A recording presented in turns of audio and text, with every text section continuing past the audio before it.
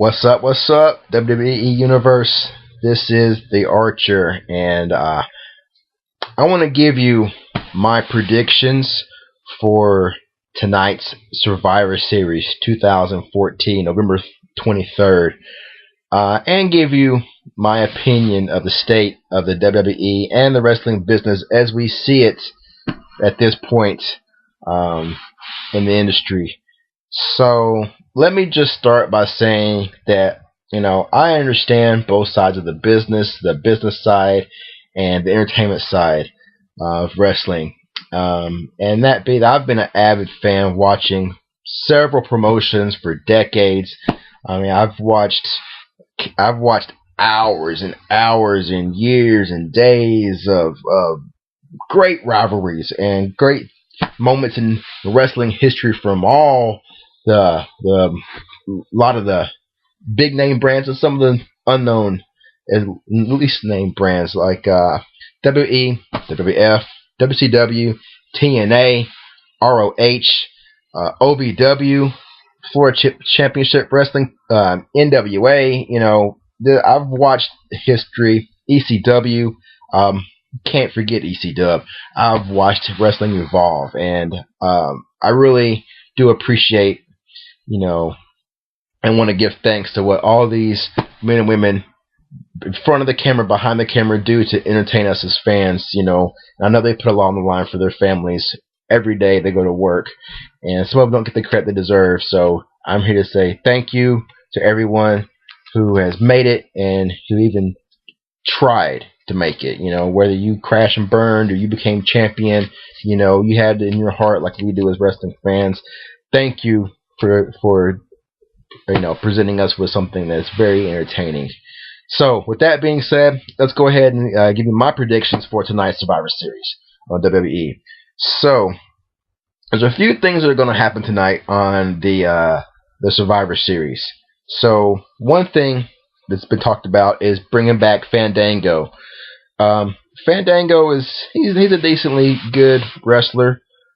He's got a good look. He can dance. We're not sure who his opponent's going to be tonight. There's talk of it being either going to be Adam Rose, which I don't care for Adam Rose at all, one bit. If it is Adam Rose, I do predict that the Bunny's going to get involved. I'm stupid that the whole Rosebud following Bunny thing, and I don't like Adam Rose. So if Adam Rose doesn't get involved, I hope the Bunny gets involved in the match between him and Fandango, and he does go full heel, and he actually gets, he actually lets the Bunny have it and get the Bunny unmasked. Look at the Bunny out of there. I can't stand the Bunny. That's, to me, I know it's supposed to be fun for the WWE, for the kids and all, but it's not fun. It's not a party. It's not catching on. They're trying to have the next big thing that's catching for everybody, like the Yes chants or Fandango's music. All that became catchy. And it went worldwide. But the Rosebuds, it's not working. Then it's time to freshen that up, move on. If it's Tyson Kidd versus Fandango, Tyson, I do like Tyson. Tyson's a good match skill. Plus, he's getting some training from some good people. He's great. He's great when we see him on NXT, and he's also, currently with Natalya. Natalya being, the famous Hart family. I do see that if Tyson Kidd versus Fandango, I want to see Tyson win as well. Tyson's been doing pretty good so far in his current run in the WWE. So let's see his character evolve a little more at the victory over Fandango. Now, my opinion, I like to see a surprise entrance, somebody you didn't expect, somebody to come back, and that being Bo Dallas, because I believe that Bo can go ahead and beat Fandango, Adam Rose, and Tyson Kidd. So Bo has been entertaining for me on the mic and the ring.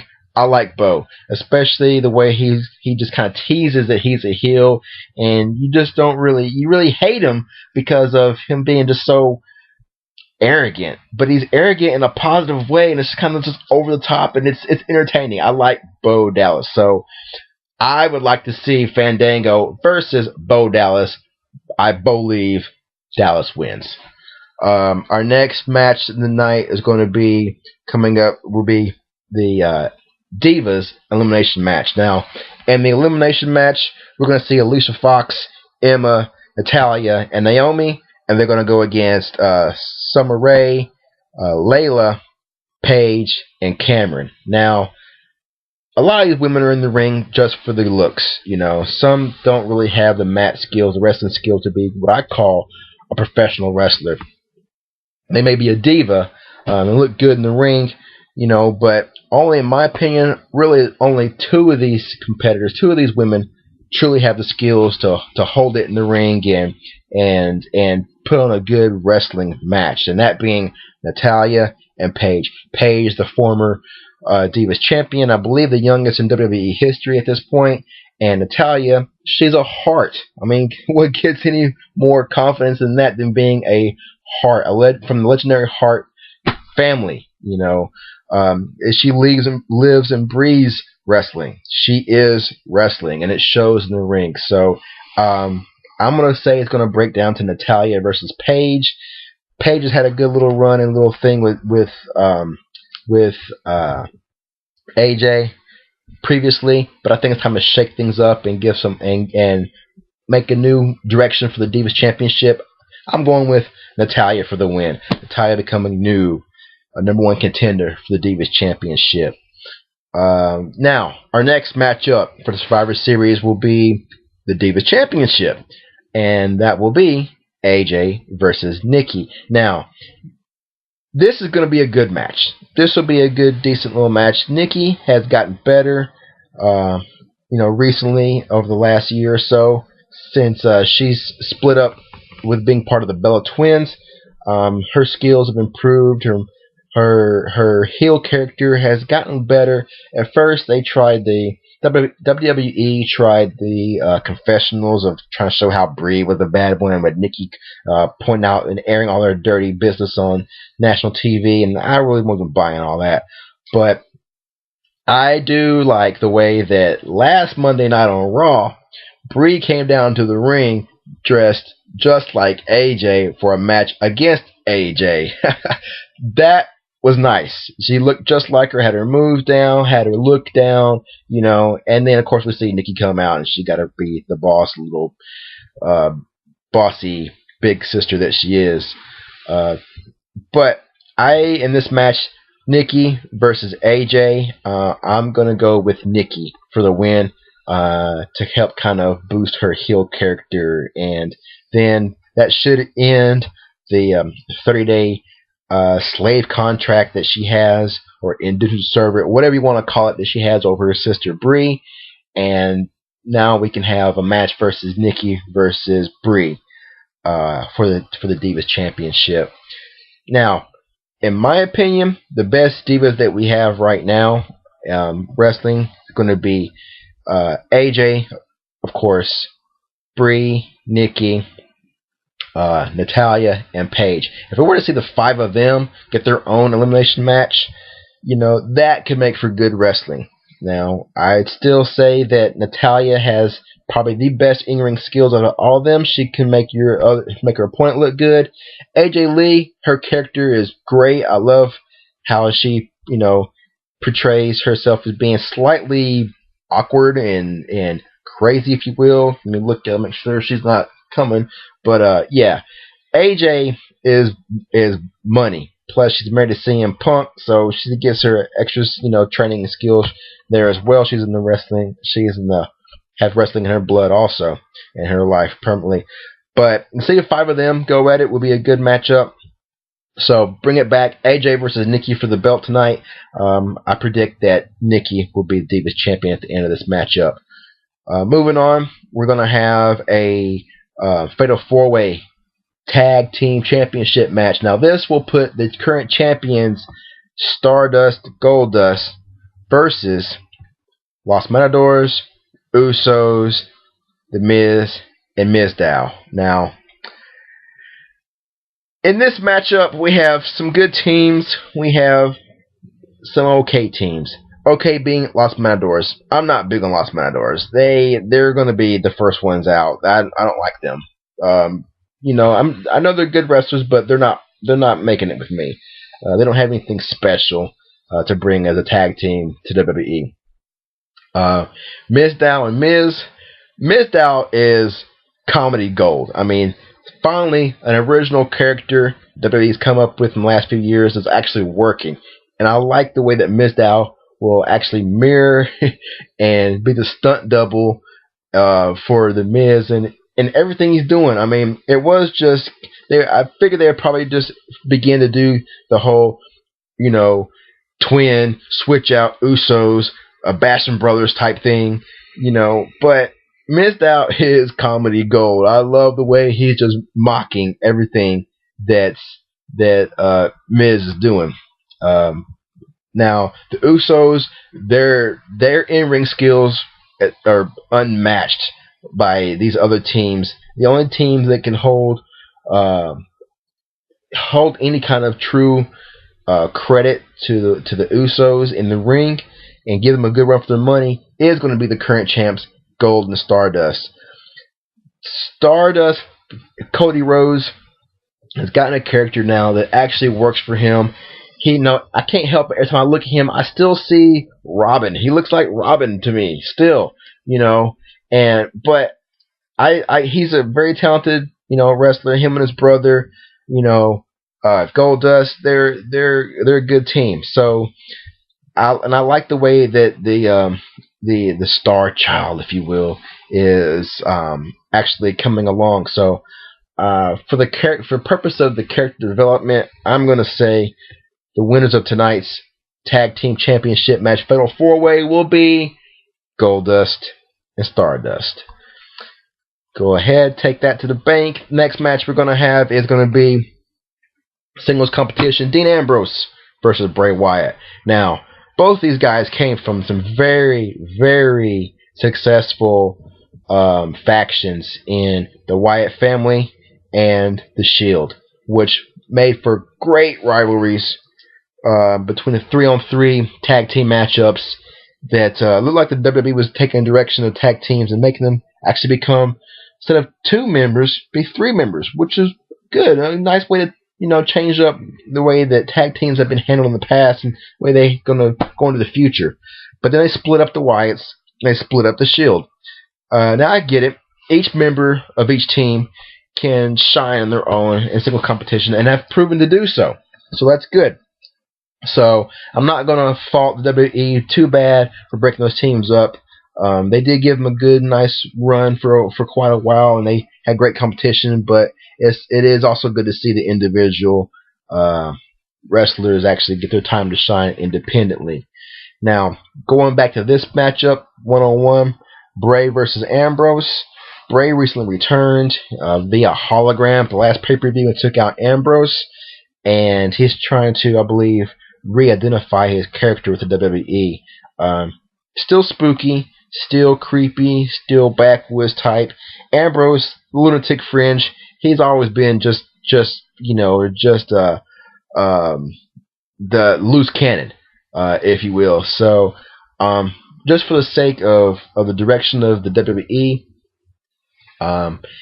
normally I would say Ambrose for the win, but tonight I'm going with Wyatt for the win. And not to any fault of Ambrose. Ambrose is phenomenal. It's going to be a great match, but I'm going to say that this will definitely be the winner, Bray Wyatt over Ambrose. Now, that will bring us to our main event. Our main event tonight is a typical 5-on-5 Survivor Series matchup. Team Cena versus Team Authority. Now, if you watch Monday Night Raw, they always manage to finish off Raw with the great taste in your mouth of what's getting ready to happen on the pay-per-view that's coming up. Pay-per-view coming up in just a few hours, and it's going to be free on the WWE Network. No longer $9.99, but it's free. I mean, if you haven't got the WWE Network, I don't know what's stopping you, especially now that it's free. There's so much great content on there. I do think they could make it more user-friendly, where you can search for things a little more easily and have more collections of things grouped together, of wrestlers like Bret Hart versus um, versus anybody for that matter is a good match. Bret is my personal favorite, but we're getting off track. Let me bring us back to our main event tonight. 5-on-5. We got Team Cena versus Team Authority. Winners will actually be standing tall at the end. Losers are going to either lose their jobs or lose their authority. That being that if Authority loses, Authority is out of power by way of word of Vince McMahon. If Team Cena loses, all 5 members of Team Cena are fired. We all know that Team Cena is not going to lose this match simply because there's no way the WWE is going to fire 5 other top guys. Now, to fire them and bring them back later on, it's very possible. It happened before. But another John Cena gets fired storyline is not something I really care to see, even though I'd like to see John actually change it up a bit. This might be a good time to see John Cena turn heel. So let's put that on the back burner and tell you, so if it happens tonight, your boy Archer called it. But without Cena turning heel tonight, we have a matchup with Cena and Ziggler, Big Show, Eric Rowan, and Ryback on Team Cena. All of them versus Team Authority, being Seth Rollins, Luke Harper, Mark Henry, Kane, and Rusev. Now, it will be interesting to see if John Cena actually did call this and predict it, and I believe he probably did predict the way that this is going to go down, as he said at the conclusion of Monday Night Raw last Monday. So let's recap.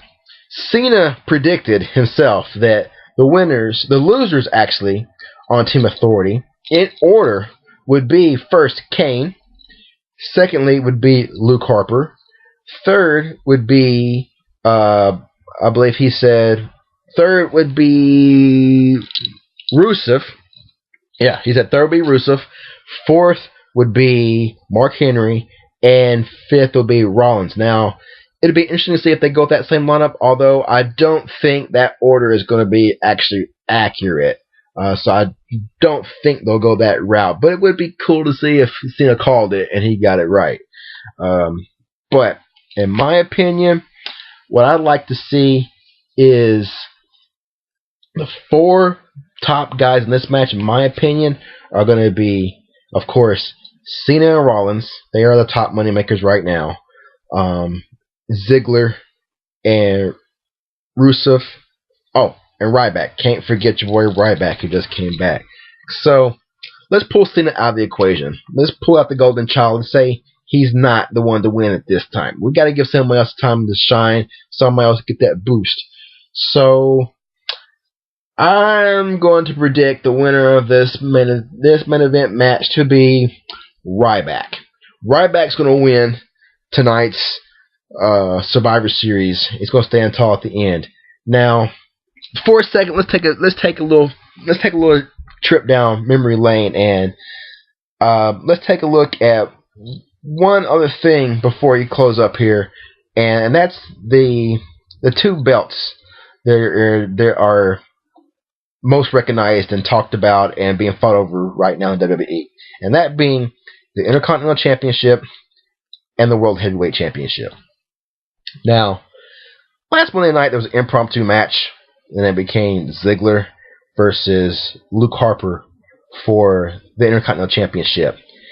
And at the conclusion of this match, Luke Harper beat Ziggler for the belt with a clothesline. A clothesline, of all things. Now, if you're going to be the champion, and when you beat the champion, you need to have a definitive win. Something's just like, wow, like you deserve the belt at that point. You know, I personally think that Luke Harper being Intercontinental Champion is bad for business. That tarnishes the belt, the history of the belt, in my opinion. The Intercontinental Championship has been always about who's the best technical mat wrestler. That was, people like Honky Tonk Man, people like Ricky Steamboat, Tito Santana, Shawn Michaels. My personal favorite, the best there is, the best there was, the best there ever will be, Bret Hitman Hart. Then we have Dolph Ziggler. Dolph Ziggler is a great in-ring competitor. The fans love him. He's all over the place. He even did good, in my opinion, as the world champ. I like Ziggler in the top notch. So I see Ziggler as being Intercontinental Champion. He's very good at what he does. Now, I will say, and one negative note on Ziggler, you're overselling Ziggler. Quit overselling your moves.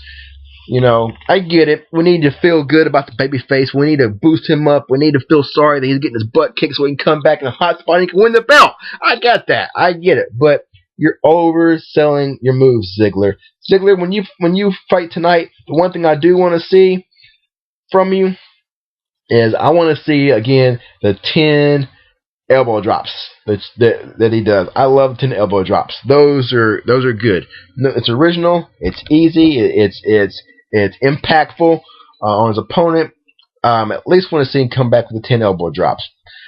But with that being said, I do not like I do not like that Luke Harper has the Intercontinental Championship. That's bad for business. He's not a technical wrestler. He's not a mat technician like the previously stated champs before him. So they need to get the belt off of him and get it back on Ziggler. Now, let's talk about, for a moment here, Mr. Money in the Bank, Seth Rollins. Seth Rollins deserves to be Mr. Money in the Bank after, turning his back on the Shield and becoming the phenomenal heel character that he is. I like Seth with Money in the Bank Championship opportunity to take on the current world champion and take the belt at any given time. But here's the problem. The current champ is Brock Lesnar. And Brock is nowhere to be found. Brock is sitting at home, or he's working on his MMA career, or whatever the case may be. Brock deserves to be the champ. Brock is being the champ, is being the best big guy there is. No pun intended for a right back there, but Brock is the next big thing. Brock beat Undertaker. Brock beat The Streak with his man Paul Heyman. Paul Heyman being the best manager, talker that the WWE has ever seen. I'm all behind Heyman and Brock on top. All behind it. Rollins, you're next in line for the belt. But two things. One, you're not going to beat Brock Lesnar. That's for sure. And two, if Brock's not around, you can't even challenge him for the belt. There's only been a couple of guys that actually did cash in the Money in the Bank opportunity and lost it. That being Cena, and I believe the other one was Damien Sandow. Before he became Mizdow, when he's still Sandow. But if Rollins were to cash in on Lesnar, he would lose to Lesnar. He's not going to beat Lesnar. That's not going to happen. Although it would make for a fairly decent match, but I don't see Lesnar dropping the title to Seth Rollins. Now, Lesnar's next match must be something big. He beat The Undertaker. He's destroyed John Cena on a couple different occasions. 16 German suplexes? Is that the count? 16? Good Lord. Who else has done 16 Germans? Nobody. Now, there were some others who did a great deal of it. Kurt Angle, Eddie Guerrero, the Taz, the human suplex machine. No, those are some really good opponents to pull off, German suplexes. But 16? Damn. Okay, Lesnar, you the man. You got my props. You the man. Eat, sleep, beat the streak. You the man. Now, back to the Money in the Bank briefcase. Without the champ being around, being seen every week or every other week or at least once a month, what's the point of being the Money in the Bank champion if the champ's not around for you to try to take the belt from him and cash in at any moment? Back in the day, when Edge was the Money in the Bank winner, Edge would cash in at the supreme opportunity when the opportunity was perfect, and take the belt. Rollins almost did this. He almost did this when Cena versus Lesnar for the belt. He almost did this, but of course Cena stopped him from cashing it in. Haven't seen Lesnar since. Now, with Lesnar being champ, I like this idea. Lesnar part-time, champ being gone, bad idea. Because now it deflates the value of the Money in the Bank briefcase. So here we have the Intercontinental belt's been deflated, Money in the Bank's been deflated. WWE, you're deflating me. You know, bring it back up. Show me what I missed back from the days of true, when wrestling was really in its prime. Back when we had the Saturday Night main events. Back when we had Macho Man Randy Savage, who, by the way, needs to be inducted in the Hall of Fame this year at WrestleMania, which will be taking place here in Cali, in the Bay Area. Go Giants. So we will be at WrestleMania, and today's Survivor Series pay-per-view, which is not even a pay-per-view, it's actually more of a free-for-view because it's on WWE Network for free. Go ahead and get that. And I do want to leave the last few notes here in saying that even though the deflation of the two belts, the Intercontinental belt and the World belt, are happening, I hope the WWE can turn us around, bring us back up here soon, start listening to the fans again, give us what the fans want, so the fans can truly buy into the product all over again.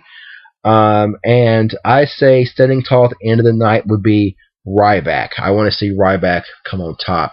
Now, the WWE does like to give us surprises, so tonight's surprise returns might be, as I mentioned before, Bo Dallas.